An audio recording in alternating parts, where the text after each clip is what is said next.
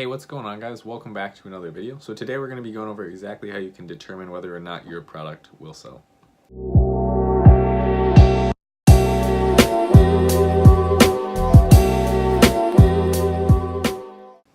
So let's jump right into it. We're not going to waste any time here. If you haven't already, please subscribe and comment. Okay, let's jump right into Jungle Scout web app. Those of you who don't have this, I'll have a link for it in the description. Super helpful tool for doing product research for Amazon. It's only for Amazon, by the way. Okay, let's go down, select some categories here. A lot of these you're not going to want to sell in, but the ones that I'm selecting are the ones that I would recommend you select. So if you have no idea what I'm doing here, just select the ones I selected. A lot of these are either gated or just too competitive. People like sports and outdoors and pet supplies. I hate both of them. Let's do like $11.89 for our low price. So that means everything above that price will show, and everything below, let's do like 20, 28, 27 or something. So just do a random, amount of change after either of those numbers. Reason being, if it's higher than that, you won't be able to launch it with $1,000 because it'll be too much per unit most likely. If it's lower than that, you're not going to make a lot of profit. Minimum sales will do like 238 or something, 2 and then some random number. Max sales, we're going to do 11 random number. Reason being, if it's more than 1100, you won't be able to rank with the amount of units you could order with the budget that you guys are most likely going to be spending. If it's less than that, you just won't be making enough. Minimum revenue will say 4 and some change, 4,000 that is. And then max revenue, let's say, let's do like 13,000, something pretty low. Surprisingly, you guys probably don't usually get that too much.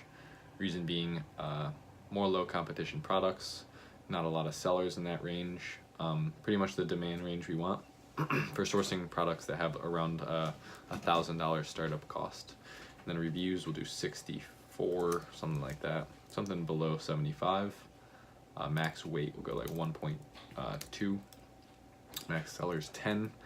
Not going to go over this too much. Let's search it and try and find a couple products here.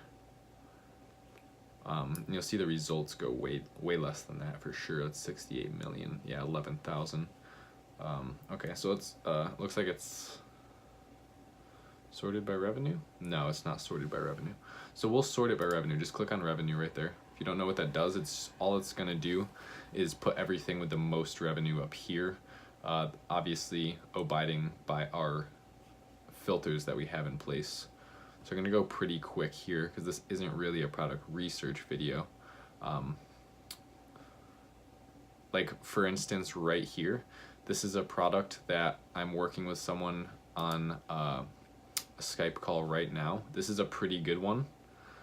It's not perfect, but let's go over. I think all of you would get a lot of value from this. So it's like a rose in a glass, right? So that's going to be the keyword here.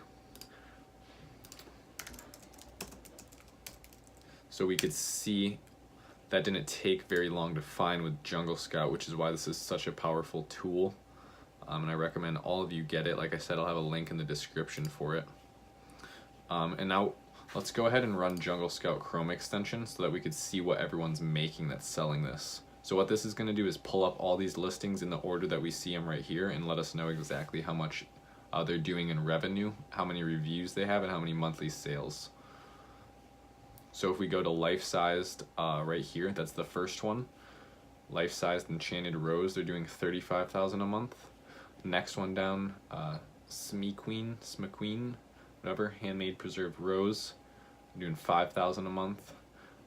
We go down again, they're killing it with 147,000 a month. They have the most reviews, so that doesn't shock me. And they're actually claiming the term Beauty and the Beast rose kit. There must not be a copyright for that phrase, or else they wouldn't be able to do that most likely. So you could even do that. I don't see anyone else doing that. One more person down here is doing it. 20,000. So basically, let's look at the market. Besides these two, it's pretty low competition. 15 reviews, 19, 9, 43, 49. So out of the first 10, we have 1, 2, 3, 4, 5, 6, 7, 8 out of the first 10 have less than 70 reviews. Revenue, pretty much everyone's making. I would be happy to be anyone on this whole page here, revenue-wise. And monthly sales, not as dispersed as I would like it. Obviously, this person is dominating the market, but there's still a lot of room to work with here. 350, 850, 90, 200. So this is why, like, I'm showing you this, because it's not perfect. So, but here's like my mindset on this product, right? So there's obviously a high demand for this product. I mean, if we added up all this revenue, we'd have, you know, hundreds of thousands of dollars here. So that every single month, hundreds of thousands of dollars are being poured into some kind of product that consists of a rose in a glass. So if we go over to Alibaba here, and let's just do rose in glass.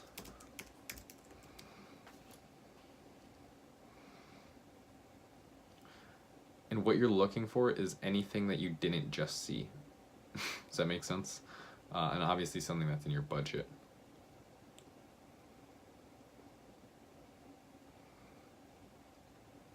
So here's kind of the whole point. How do you know your product's going to sell? First of all, is there enough demand for your product? Yes, we just determined that. Is there anyone on the front page that's going to have the amount of reviews that you're going to have that's doing well? Yes, 15, 19, 9, 15, 5. They're all up on the first page. So obviously the review count is not the biggest factor here.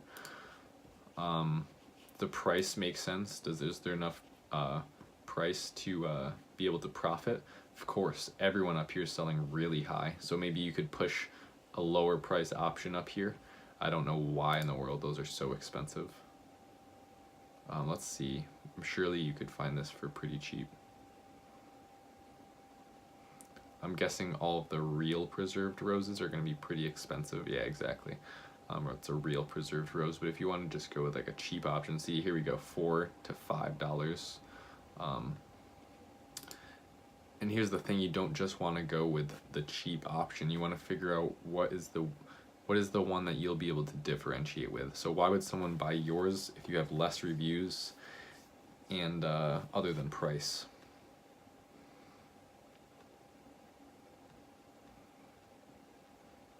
So what I'm thinking is,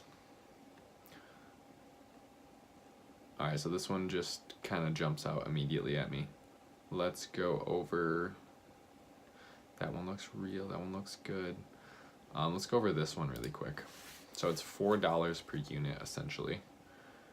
The reason this one popped out at me, so we have grass on the inside, we have the lights, but we also have another plant in there that's kind of different.